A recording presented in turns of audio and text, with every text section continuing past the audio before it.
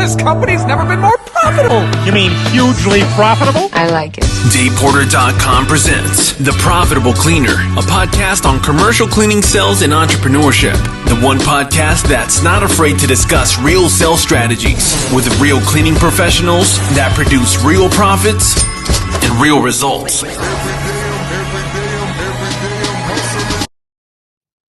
All right. What's up, everybody? Welcome to The Profitable Cleaner. Today's going to be really fun. As you've noticed from previous episodes, we interviewed the CEO of RamClean, Charles Ramshot, and now he's recommended, and I've got to meet with him, and I know there's going to be some sauce here. We get to meet with Rob, the CMO of RamClean. Welcome to the podcast, brother. Thank you. Thanks for having me. Appreciate it. So we're going to dive deep. So will you mind just telling people a little bit about you, man? I know they're going to be a little familiar with RamClean, but tell us a little bit about you, your role here, and then we'll dive deep into the marketing world. Yeah, actually, I got into marketing in the late 90s. So it was like right around the time when, the internet was really starting to develop fresh. And we were, I was actually working. The business I own focused mostly on recruiting. And then we started learning how to build websites and market with websites and things like that. And it kind of developed into, we started building a lot of websites and then learning how to market those and monetize them and things like that. And so we spun it into being a marketing agency. So I had a partner, and it was a partner in a marketing agency. And then really developed, I got to see a lot of really cool stuff early on, like being able to beta test like Google Ads and Google AdSense and, affiliate programs, a lot of really neat stuff, email marketing. And then really just, I really grew into, an agency that eventually focused more on local businesses. So at the first, I did a lot of work with corporations and bigger companies, and then we shifted to working with more small businesses. And I was actually, one of my clients was Charlie's brother.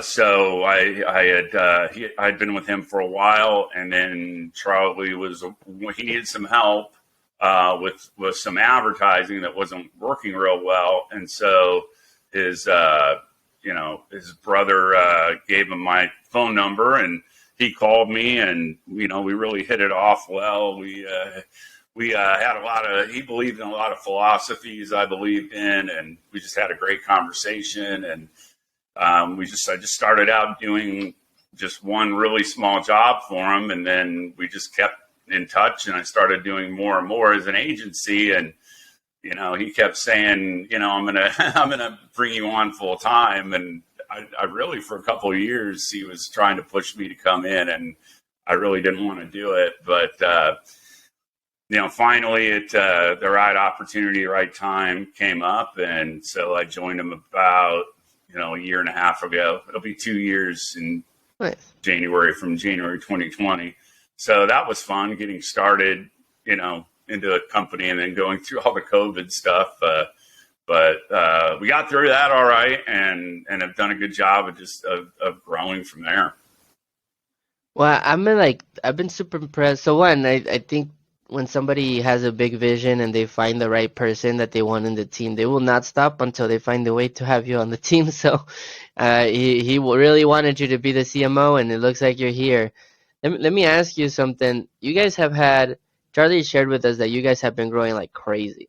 Mm-hmm. And I know when you and I spoke, it's crazy, but it's not like you guys are doing a lot of outbound, right? It's not like you guys have a lot of people making 100 calls a day, doing anything like that. It seems like you guys are more in the attraction. What are some of your philosophies or a philosophy when it comes down to marketing that makes you pick attracting versus putting a lot of effort out?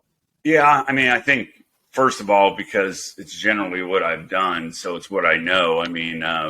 Even before it was called inbound marketing, it was really the concept behind trying to bring people in by attracting them with advertising and email and other websites, and then bringing them in, saying, here's what I had to offer, and then making and closing the sale from that point. So, so essentially, I already knew how to do that type of work. So I was going after doing, and that's what we'd already been doing, was saying, okay, let's develop a brand based on quality, a quality service, and take that seriously. And we utilize our logo, and we wrap our cars, and we push to get reviews, and we email and advertise and use social media. So it's really like just putting a lot of stuff out there. And like our CRM's HubSpot, which really I think it was the owner of HubSpot that actually created the concept of inbound marketing, or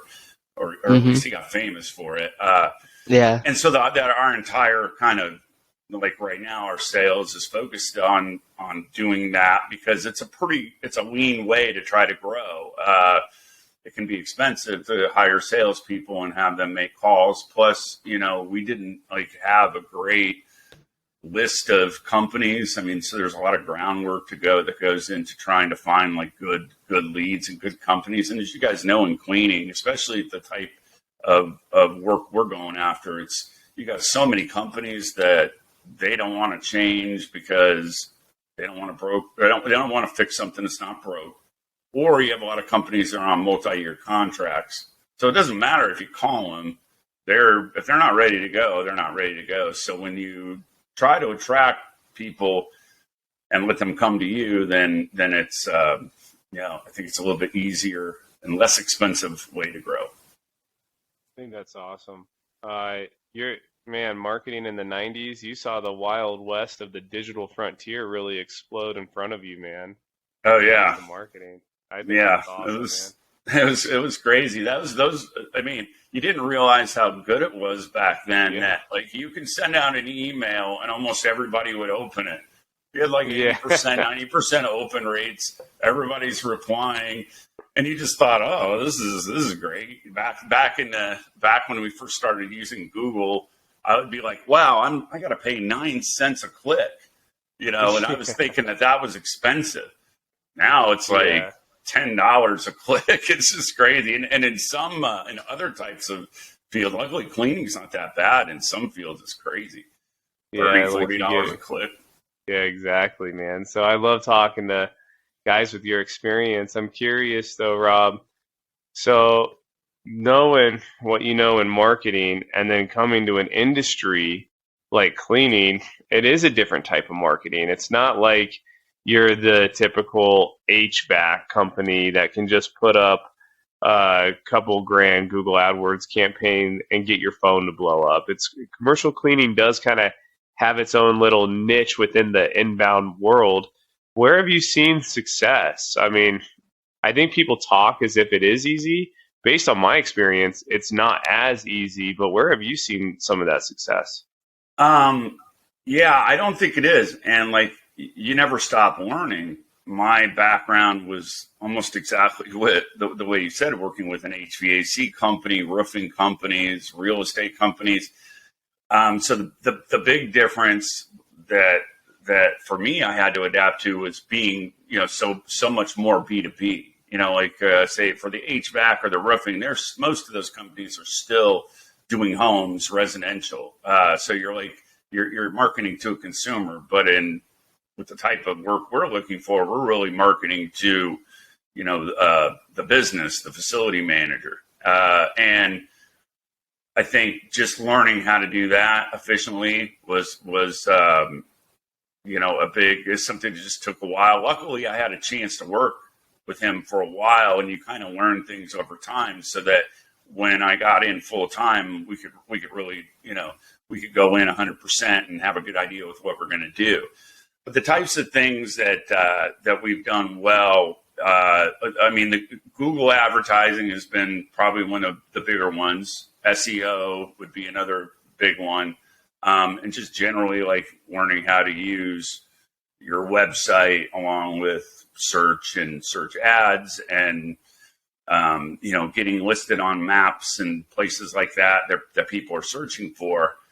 And then also trying to, it's difficult to use social media. So with other with business to consumer, there's more consumers on Facebook, for example, but our customers aren't really on Facebook. Even though we have a decent amount of followers, most of them really aren't watching us on Facebook. So you're kind of going more towards LinkedIn, and it's still difficult to attract those people. So we've pushed more automation, like LinkedIn automation type strategies, where we're just trying to find the people and then send them messages and send them emails.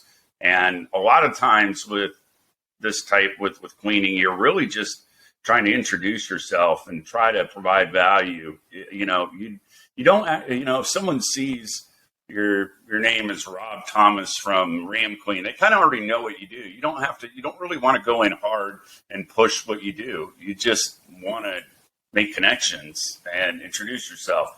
Say, what can we do? Is there anything we can do to help you? Let them ask the question. So that philosophy works pretty well. I think that's really well said, man. I like how you guys really tend to take this more wholesome approach, and it's not just like one thing. And you mentioned a lot, and I want people listening to kind of pick up on this. So you mentioned Google Ads, you mentioned Maps, you mentioned SEO, you mentioned social. I always have kind of explained marketing as like a table. There's like 4 legs, right, that build the foundation, and you just listed a lot of those 4 legs right there. What is one way when you are in like the attracting game, like you mentioned reaching out to a facility director on LinkedIn, and you are of value and you kind of let them ask the question. We know 4% of people are actively looking for a cleaner. Like the odds of us hitting that 4% are low. How do you kind of stay in touch? Like, I guess I'll talk specifically on LinkedIn with that facility manager, with that connection. How often do you follow up to where it's like not weird, it's not salesy? Like, what's your automation and kind of outreach look like? Yeah. So what we do, and I think with most, to do it really well, you need to do it in a CRM.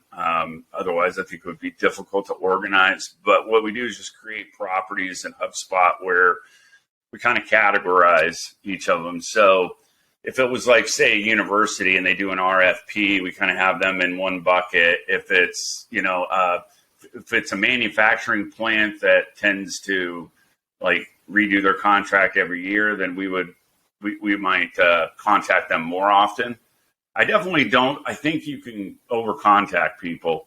So you kind of want to stay top of mind once you're doing all this follow up.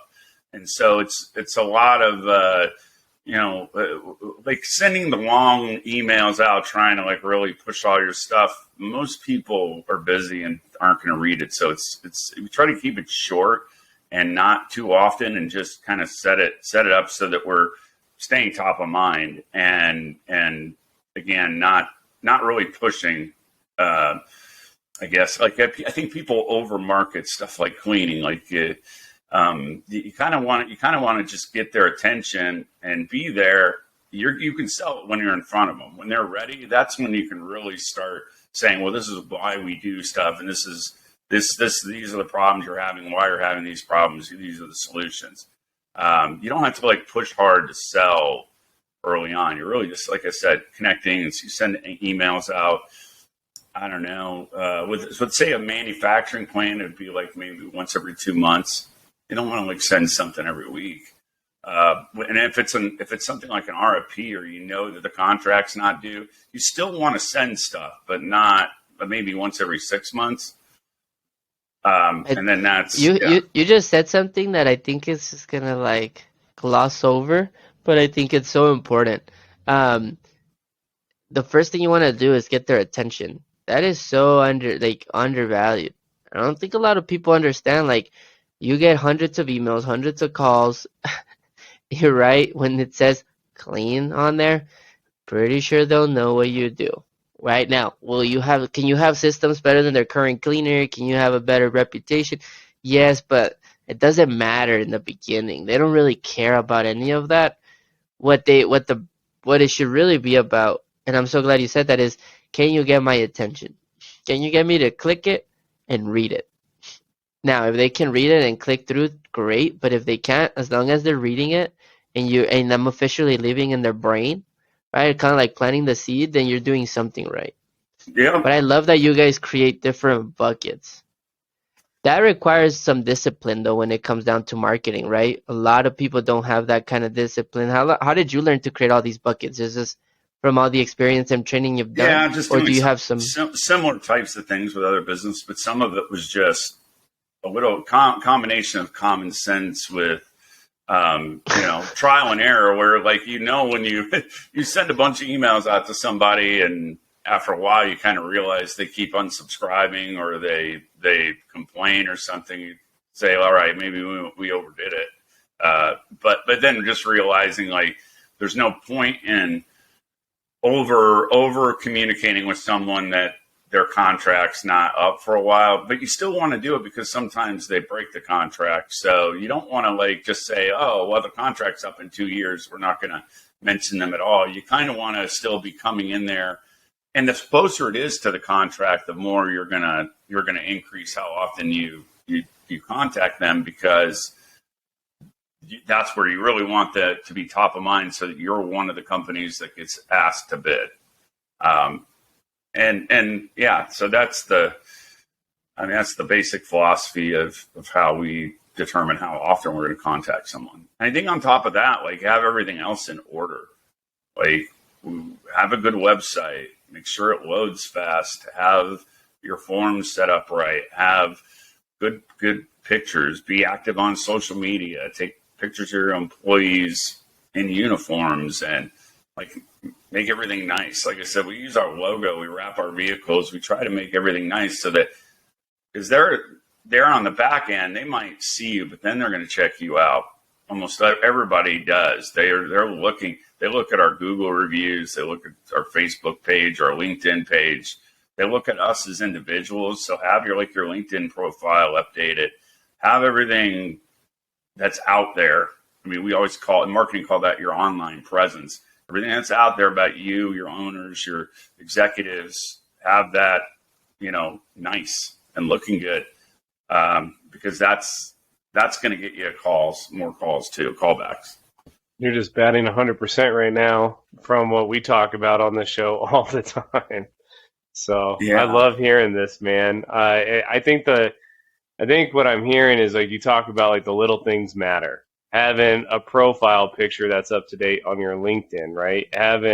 Making sure your form works on your website. We've seen both happen. Form not working and opportunity missed for a bid. We've seen, this LinkedIn profile picture is non-existent, and the facility manager checked them out on LinkedIn, and maybe they didn't get that opportunity. So I love this, man. I'm curious, Rob.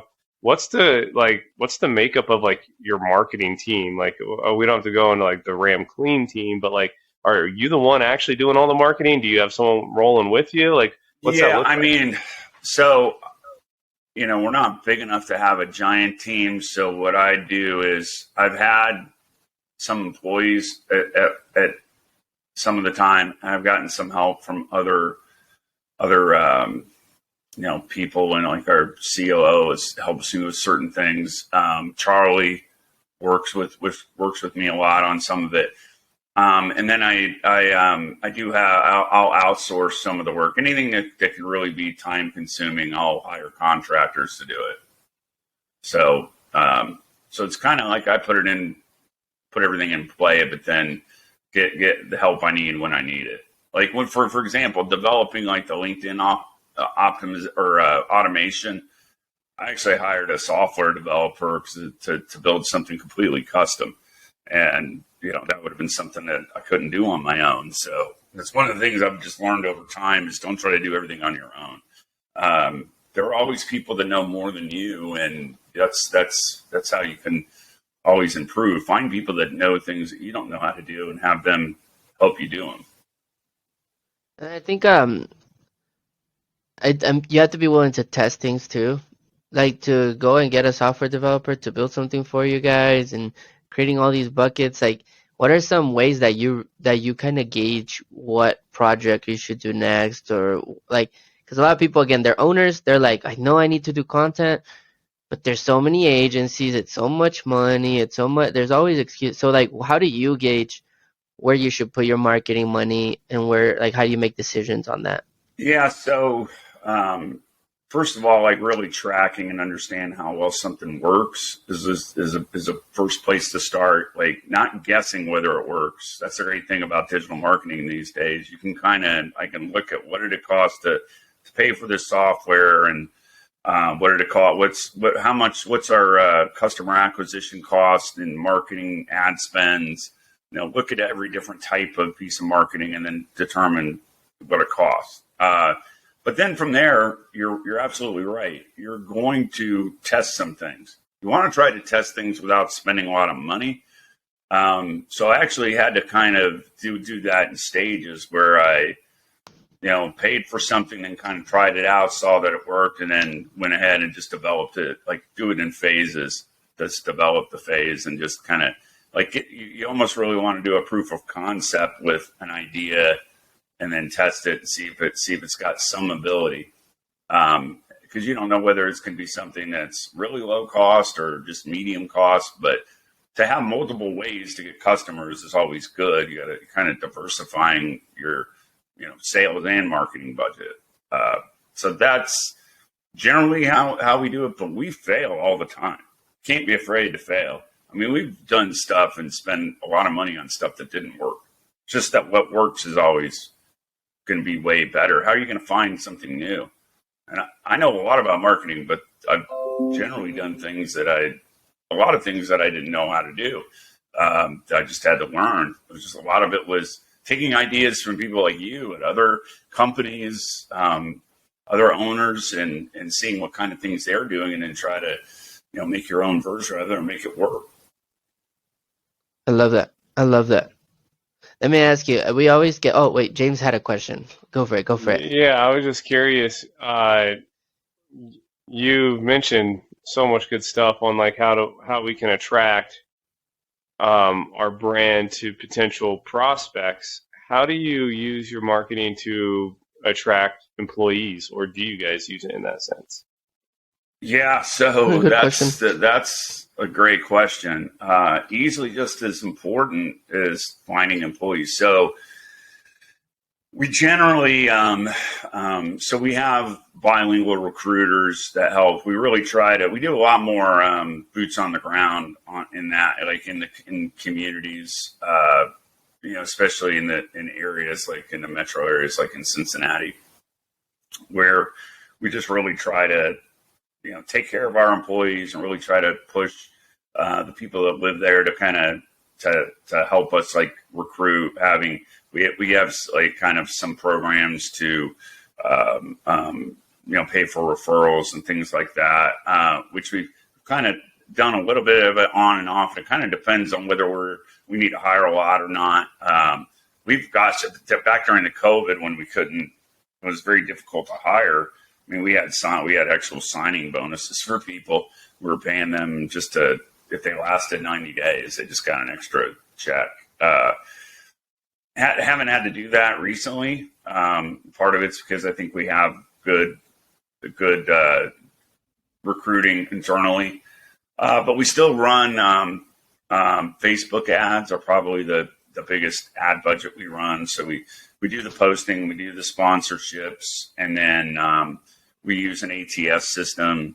So we're putting it out everywhere. And sometimes Indeed tends to work a little bit better for supervisors and just, general business professionals.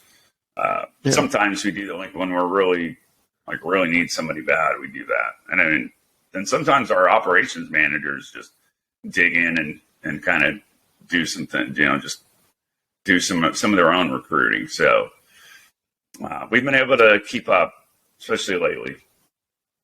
Well, I think we heard somebody else. I think it was Moreno and Associates, or no, it was Omar Miller. Sorry, and he's like, yeah, when I'm recruiting, I go down the street, I go talk to people. It's like you said, boots on the ground. He's like, it works much easier than.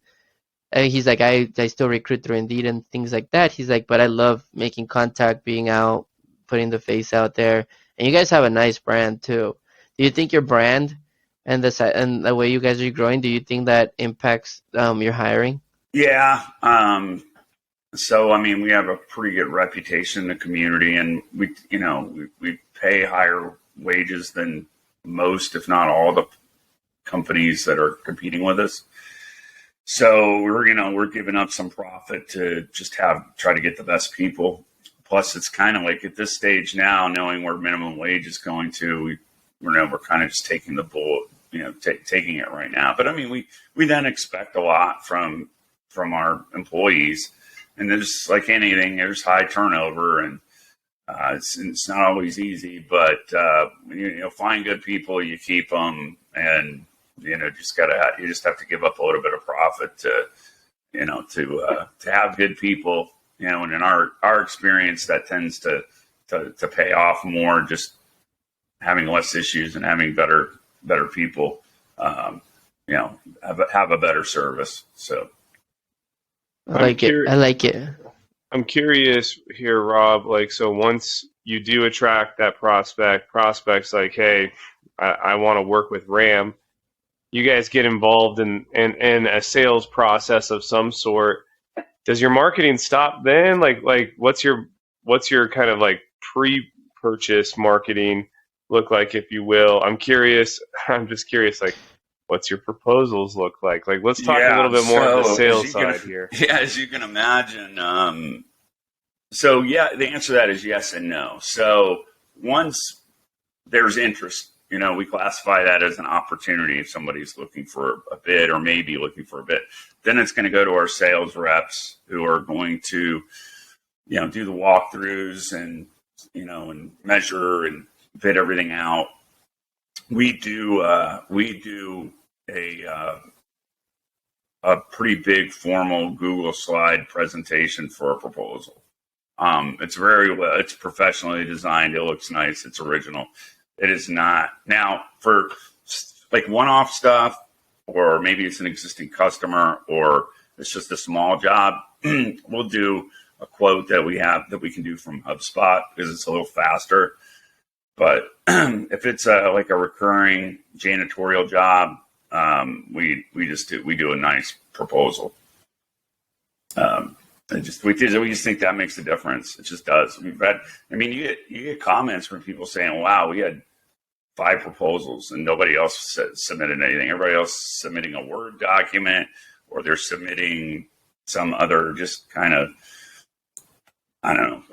document, an email that's really just got a logo and it's black and white on it. We actually have something that's pretty colorful and well designed. So, you guys pay attention to like the wording that you guys put in there? Do you like paying attention to words? Like, this, like in marketing, there's also like the whole, like, if I put this word in this, if I place it here versus here, I'm trying to create this, I'm trying to get them to feel this. Do you think it through that way as well? Or is it more like just put things on the proposal that highlight us?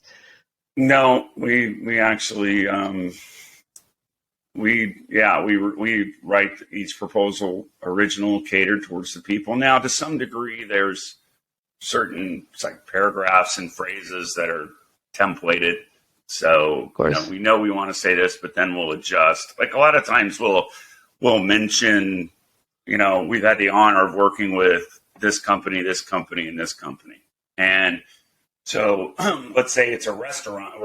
We got a restaurant and they're wanting us to do nightly cleaning. We might say, well, we've had the honor of working with Chick-fil-A and Jimmy John's and other different similar types of businesses. So we try to put that in the proposal, and just in general try to understanding what they need, and trying to show that we have some experience doing that, because it's all every proposal is a little different. So we're trying to relate to them and just make it look nice, and we're pretty flexible in how we price stuff too. So yeah, what I love is that, like, for you, like, the user experience is super important, which I can appreciate. Like, you're like, okay, we're not gonna, if they're a manufacturing, we're gonna do it maybe every 2 to 3 months. Okay, based on this response, we're gonna put them in this bucket. Okay, if there's RFP, I'm not gonna bother them, but I'm still gonna stay top. Okay, like, it's really intentional what you do, and intentional, not based on what you want out of it. Of course, at the end of the day, if you do it right, you should get at least an invitation to the RFP or a walkthrough or a conversion. But you're really intentional into like the persona, into like who's the one that's supposed to buy this or would express interest, and like you build it for them, which is really intriguing. And I have to assume, just to close out this user experience thing in my brain, once they become a client, there has to be some form of, I'm not talking about like supervisor or inspections. I'm talking as far as marketing goes. Do you guys do like newsletters? Do you guys stay on top of clients in that form? Or is it more just servicing the account at that point? Yeah, so really what happens, so it kind of goes through phases after they become a client. So our sales team is taken over. And then after we actually win then there's the follow-up process, because sometimes it could be months before they make a decision. I mean, here lately, we've had some take 9 months. So bigger stuff, bigger companies just have more delays. So you got to just keep following up. And so you're going through the follow-up process, and eventually they're either going to give you a yes or no. And if they give you a no, then they're going to go into like a different bucket that's kind of catered towards. We kind of let them go for a little bit and then start to rekindle and run a campaign that's focused a little bit more on, hey, we can do this, or how are things going with the new company you selected? We've had a lot that email has gotten us a lot of, you know what, this company came in and we're not that happy. And they think, well, I'm afraid to just call them because we told them no. We'd be like, hey, we'd love to come in and maybe look at it and see if there's something we can do. And we pulled some business in that way. I mean, it's so hard to get a good decision maker, a good contact. And once you got them, you want to nurture them and keep at them and just, not bother them so much, but just really stay on top of it. And because you never know, a lot of them are going to have bad experiences with who they select, especially if they're going after just the lowest priced cleaner. It sounds great for their budget, but then if they're just dealing with problem after problem and no shows, and they finally be like, okay, maybe we do need to pay a little bit more. So, so after you go through that process, when we get a yes, then there's kind of going more of an upsell mode. Just try to remind them, hey, do you need carpet cleaning? Do you need floor care? Things of that nature. Do you have any construction projects? Usually it's pretty easy once you get going. Plus we have, like in some of our territories, we have like a guy that runs around and helps us with supplies. And he's a very charismatic person and gets to know the people there. And so we're getting a touch there. And then Charlie will talk to him. Our sales reps will just check back with him all the time. And there's always like communication anyway, because things happen. So, just again, I love the nurture, man. I love you've cracked the code, but you're not scared to fail, right? Like you're scared to try new things, but like your nurture game, I bet if we got the chance to look, like if I got to sit behind your desk there and like we got to look at your screen and go through the HubSpots and everything that you built, like I bet it's a really nice system that you put together. But you've been intentional about it. A lot of people, I think, use marketing when their sales start going low or where they're not getting sales, versus treating it. They're like, if you do great at marketing, you'll be able to help your sales, and vice versa, right? So like, I love the intentionality and nurture ability that you built there for RamClean. So here's the big key to marketing, and most people don't understand. And you get this from doing it for 20 plus years. All these things we're talking about, all these little micro things. And what happens is most people are like, well, I'm just going to run ads. And then they just run the ad and they're not paying attention to all the other stuff. But if you do everything well, from getting shirts and logos to, take your time, make everything nice, contact people quickly, take your time and build really good ads and build good graphics and good social media graphics and do everything nice, everything good. They all help each other. They all mix in. You run an ad on Google, but it also can be tied to the map and there's an ad on the map. And then when they get to the map, and they look and they see their reviews. Well, you got a lot of reviews. You got a really high review score because you've been asking your customers to review your company. And then all of a sudden they go and they click the button and check your Facebook page out. And what do they see? They see, well-designed graphics and, you've taken the time to write something good, and they see that you're active in there. And then they call you and you show up there with a couple of wrapped vehicles. Like, you do everything well, they all help each other out. So the whole thing, everything is more valuable because all of these little pieces of marketing are working with each other. And that's a big key. That's the I mic drop. love that. Yeah, I wish we had like a bomb. Yeah, like if I can do a sound effect right now, I would. I think that's really, really well said, Rob. I only have one last question for you, man. And this knowledge has been awesome. And sometimes marketing talks can go like one way or the other, meaning like sometimes like I feel like people just say the buzzwords and say what's out there. I like how like you simplify this and then put it into different categories and action. My question for you relating to that would be, if I'm a brand new commercial cleaner, let's say I'm doing under $1 million, what's one piece of advice from a marketing perspective you would give that cleaner? Yeah. So my feeling when you're a small company, is, well, I think what probably the two most important things you can do to, being fairly small is have a nice website, have your spend the time and have a nice website. Learn local SEO. It's the one area where you do that well, you can actually get a lot of clients that way. People can find you in Google. Learn that. It's amazing how much business you can pull at a relatively low cost. Spend time on those. So nice website that's functioning. Your forms work well. It's easy to contact you. And then it's optimized well for local search. Those are generally what we find two of the lowest cost forms of marketing. That you can certainly get. It's a little bit lower to get into email marketing and then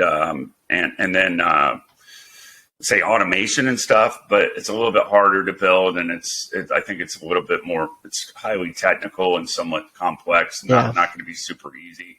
You might hire somebody to do that if you've got some funds, but I would focus on those two things, is like really, developing your online presence with search and a good website. I think you could start just about any business, do those two things well, and have a lot of success.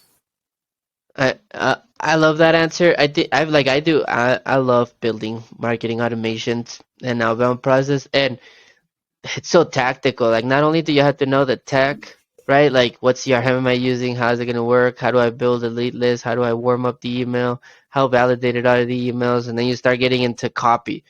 So underrated. People would just put whatever on the email, and you're like, everything you just built out the window. Oh, you didn't A/B test it. Oh, you didn't track. Like, it's so much more, right? So let me ask you one question. I've had you sound like what I would call like an integrator. I don't know if you've heard that term before, but it's like, not only do you know what you want to get, but you're like, I can build it myself. I'm going to put in the hours. I'm going to go on YouTube. I'm going to go on this course. I'm going to learn how to do it. I'm going to test it. I'm going to try it. A lot of people are like, I want to do it.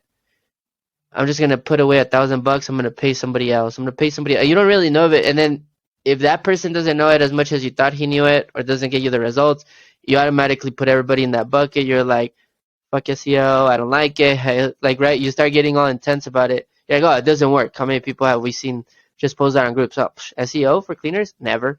Mailers for cleaners? Everything works. It just depends if you know how to do it.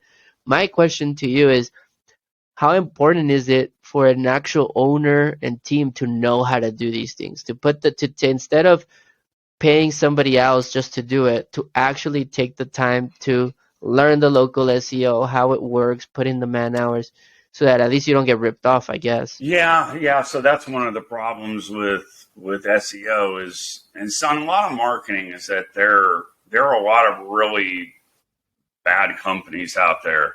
It actually is like even on the agency side, it can get hard to actually sell it because they're getting hammered by everybody. Like everybody's seeing the emails.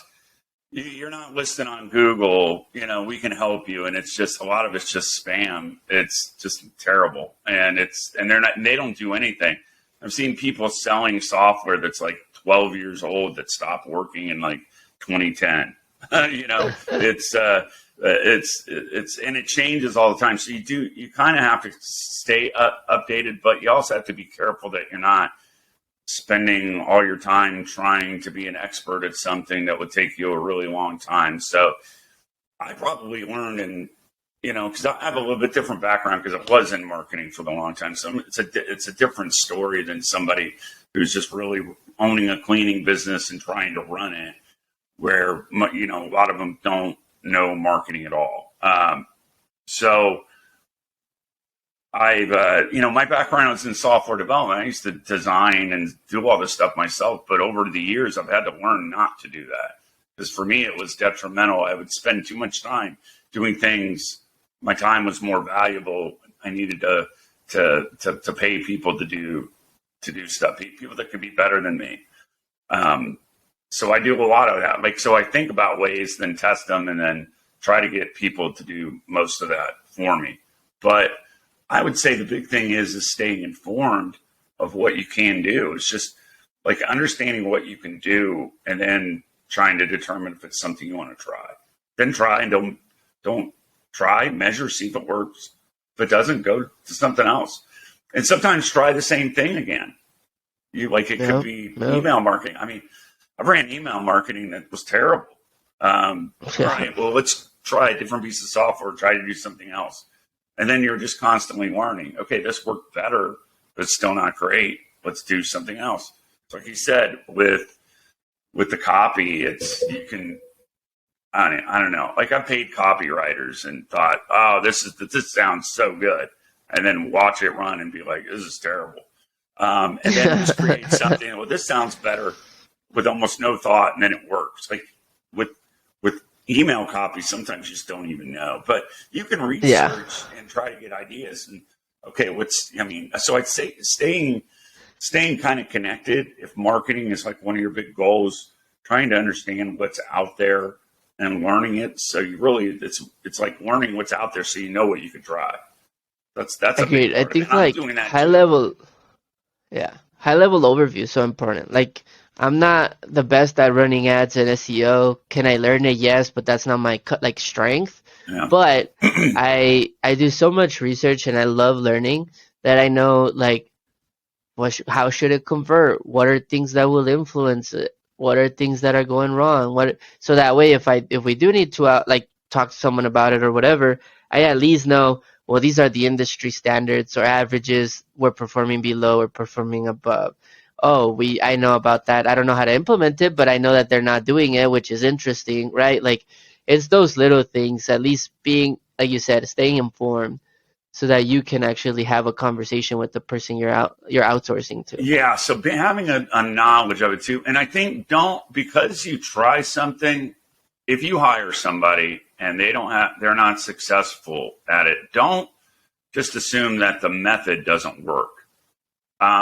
It might have been the person you hired, and it's like if you don't know, you may not have hired the right person. I mean, I bet I've hired 12 to 15 people to do email marketing. Maybe only 2 of them I would hire again. I didn't really like what I got out of people. It's kind of the same thing with social media. It's sometimes you just gotta find the right person. If you hire somebody and you kind of evaluate what they do and you're not seeing the results you want, you don't want to just say, okay, advertising doesn't work, SEO doesn't work, email marketing doesn't work. Well, look, these things work for a lot of companies and a lot of different industries. You just kind of got to find the right person for you. 100%. Well, we always have a final question in the podcast, Rob, and I know we're coming into the time. So let's say somebody's going to read the title. They're going to see like Rob, CMO. They're going to go like, oh, shoot, I get to learn from a CMO. Hell yeah. But they're actually really lazy, Rob. Let me tell you about this person. This person is just really lazy. He probably grabs a book, reads the back of the book, and then figures out if he wants to spend time on the book. So he skips to the final minute of this podcast or the final question that I always ask. And if you had to give the people one teaching, one win, one story, one strategy, one advice about being a CMO, marketing, commercial cleanings, and just this part, what would that one thing be? Yeah, I would just say quality. Try to do everything with quality. Don't try to do it fast, and figure out what's out there and try to do it right. And if you fail, expect to fail. In marketing, expect to fail. And what you do is wait until you have something that works well, and then you just keep doing more of it. That's really the key. There's a lot of different ways to do marketing, but try to do it right. And then once you have success with one thing, you can go on to the next one. Just got to realize, like we said, that there's people out there very successful at all these different forms of marketing. So just stick with it and keep trying, and until you determines you've got something that works, and just keep building. I love it. We do stuff right now that we didn't do a year ago, 6 months ago, because we're trying something new all the time. And I love that you said it, right? Try new things, try to do them right, do them with quality, expect to fail.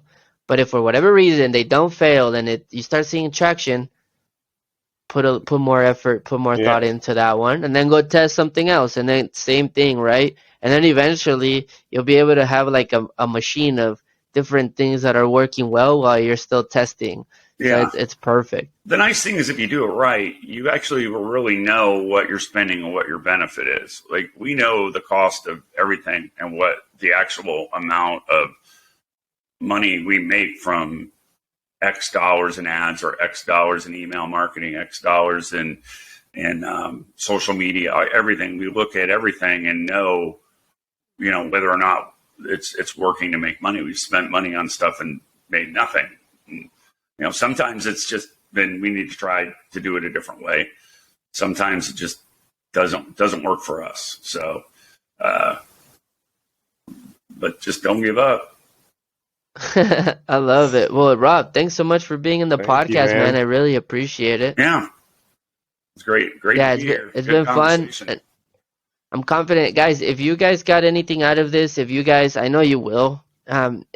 If you guys have any feedback, any positive or anything that you test after you listen to this podcast, we're gonna put Rob's LinkedIn here on the bottom. Just reach out to him, let him know you heard this podcast. Thank him for his time. I know this was super helpful for us. Like, my brain is turning on a few ideas already.